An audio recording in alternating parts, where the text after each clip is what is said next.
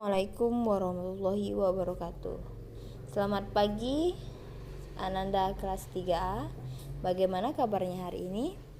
Semoga selalu dalam lindungan Allah Subhanahu wa taala dan Ananda tetap semangat mengerjakan tugas-tugas dari Umi dan Abi dari sekolah. Oke, baiklah. Hari ini silakan buka buku tema 2 halaman 8. Nah, hari ini kita disuruh bernyanyi Ananda. Di sini ada wacana.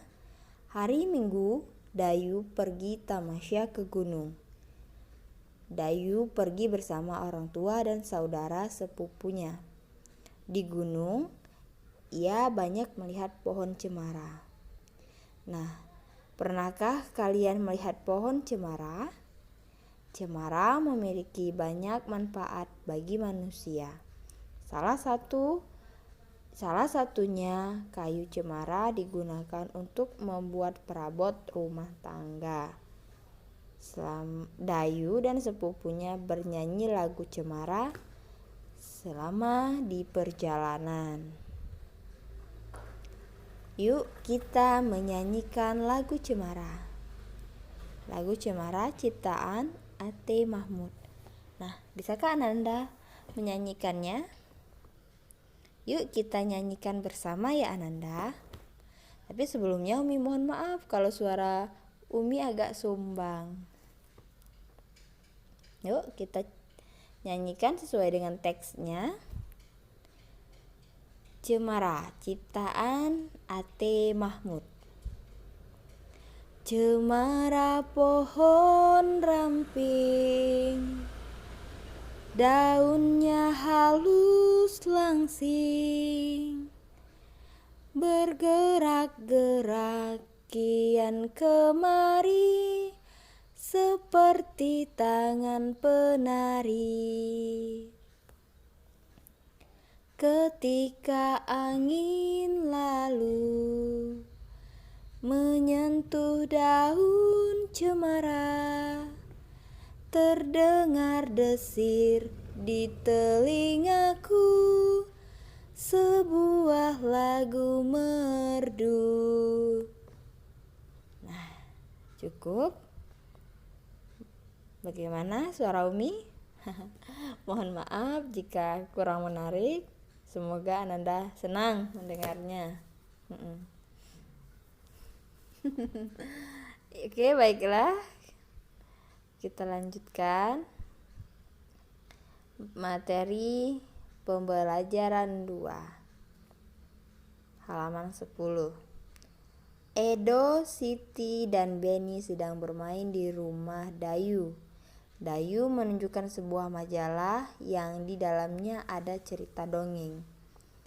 Edo, Siti, dan Beni berebut untuk membaca dongeng tersebut.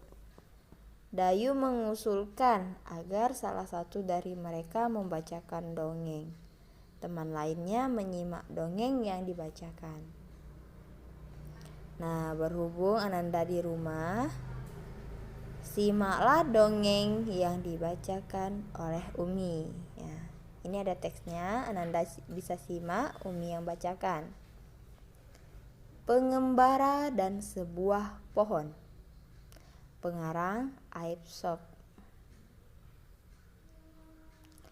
2 orang pengembara berjalan di sepanjang jalan yang berdebu dan tandus di hari yang sangat panas. Tidak lama kemudian, mereka menemukan sebuah pohon besar. Dengan gembira, keduanya lalu berteduh dari teriknya sinar matahari di bawah naungan daun-daun pohon besar yang lebat. Saat istirahat, mereka melihat ke atas pohon.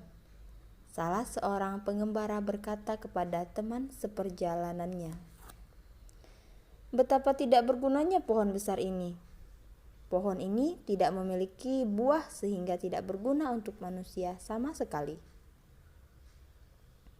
Pohon besar tersebut lalu berkata, "Kamu manusia yang tidak tahu berterima kasih." Pohon itu berkata lagi, Kamu datang dan bernaung di bawah daun-daunku.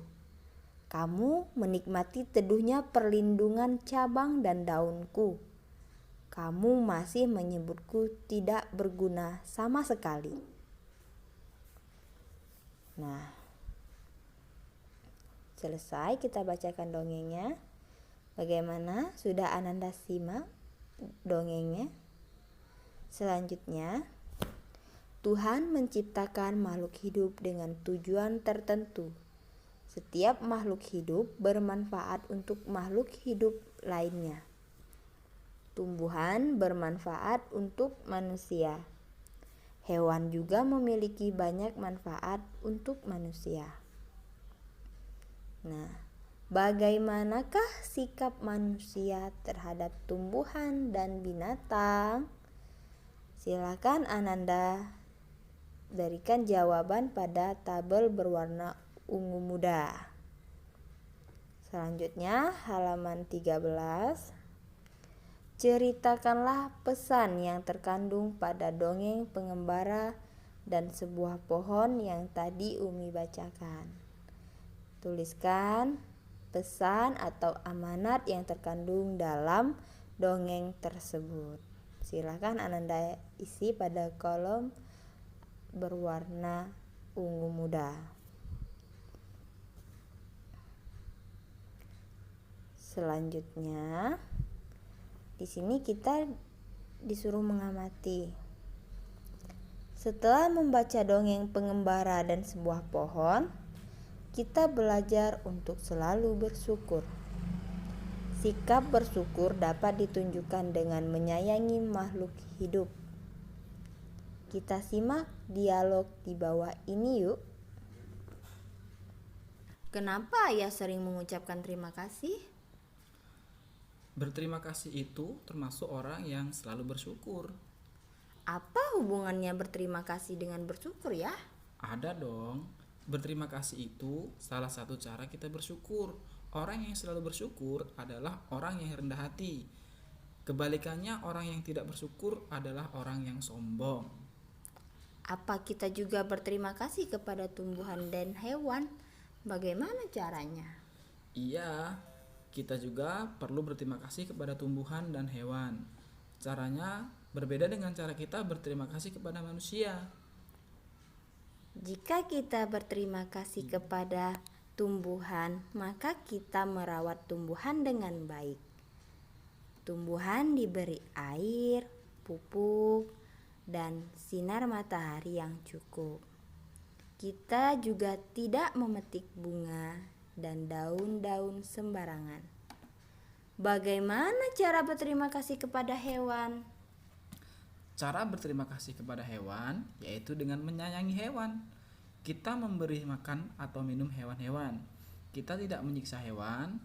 Orang yang pandai bersyukur akan disukai teman-teman. Tuhan juga mencintai orang yang pandai bersyukur. Nah, bagaimana Ananda? Sudahkah Ananda simak dialog percakapan di atas antara Benny, ayah, dan ibu Benny? Setelah membaca dialog di atas, jawablah pertanyaan di bawah ini. Yang pertama, untuk apa kata terima kasih diucapkan? Yang kedua, apa yang dirasakan saat kita mengucapkan terima kasih? Ketiga, tulislah 2 pengalamanmu berterima kasih kepada sesama manusia yang telah kamu lakukan. Tuliskan Ananda ada 2, yang A dan B, berdasarkan 2 pengalamanmu. Oke, baiklah. Ingat ayah Ananda tugasnya tadi yaitu halaman 12, 13, dan halaman 15 dan halaman 16. Bagaimana Ananda? Materinya hari ini semoga dapat dimengerti. Lebih dan kurangnya Umi mohon maaf. Kepada Allah Umi mohon ampun. Umi akhiri, wassalamualaikum warahmatullahi wabarakatuh.